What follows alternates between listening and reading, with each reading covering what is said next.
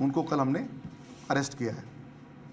और ये 2021 के बैच के आरएस ऑफिसर हैं और अभी एसडीएम फतेहगढ़ हैं। ये 2021 बैच के ही सेलेक्ट हरकू, जो पहले हरकू सेलेक्ट हुई थी, हरकू की जगह डमी बैठी थी इंदिरा और उसके पति नरपत की पूछताछ में चीज़ आई कि हनुमानाराम एसडीएम है जो नरपत और रामनिवास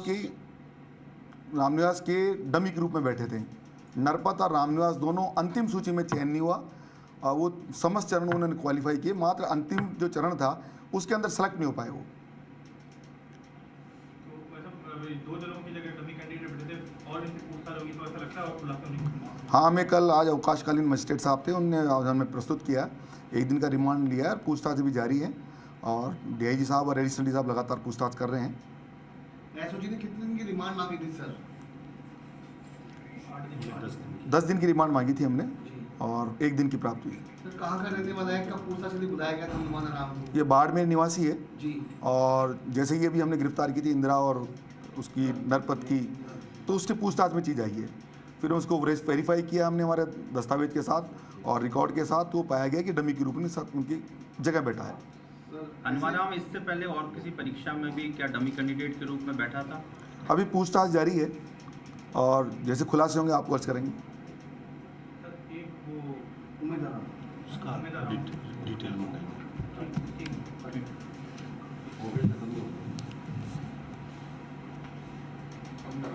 इसे कल फिर दोबारा से कोर्ट में पेश करेंगे सर?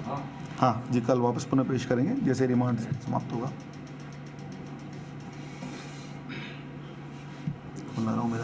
सर क्या पैसा लिया था इसने इस पूरी इस चीज़ के बारे में कि डमी कैंडिडेट बैठने के लिए इसमें?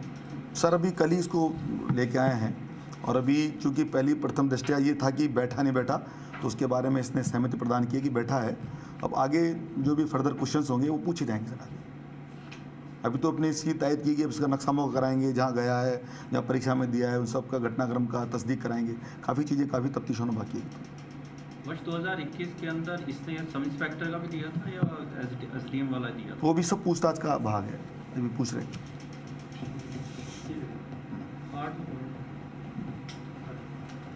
उमेदराम का अभी मंगा रहा हूँ सर, वो डिटेल में नहीं, आइए को पता करने कुछ क्या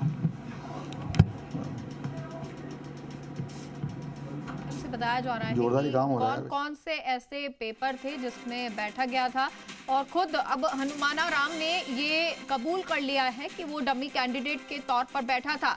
मीडिया से एसओजी अधिकारी बात कर रहे हैं, प्रेस कॉन्फ्रेंस के माध्यम से पूरी जानकारी दे रहे हैं।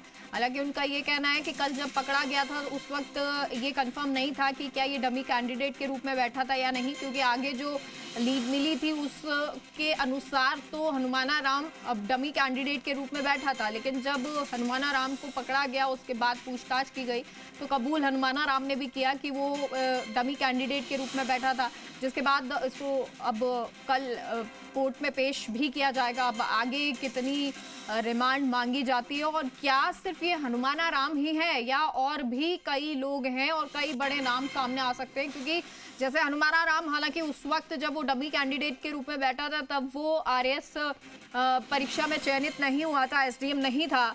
लेकिन क्या ऐसे और भी बहुत सारे अभ्यर्थी ऐसे लोग हो सकते हैं जो अब नौकरी पर हों लेकिन इससे पहले डमी कैंडिडेट के रूप में बैठ चुके हैं? ऐसे तमाम सवाल हैं, तो वो अब हनुमानाराम से पूछताछ की जाएगी, क्योंकि अब हनुमानाराम के माध्यम से भी और लिंक जोड़े जाएंगे और ये भी अब पूछताछ का विषय रहेगा कि आखिर कितनी राशि जो है हनुमानाराम ने डमी कैंडिडेट के रूप में बैठने के लिए ली थी।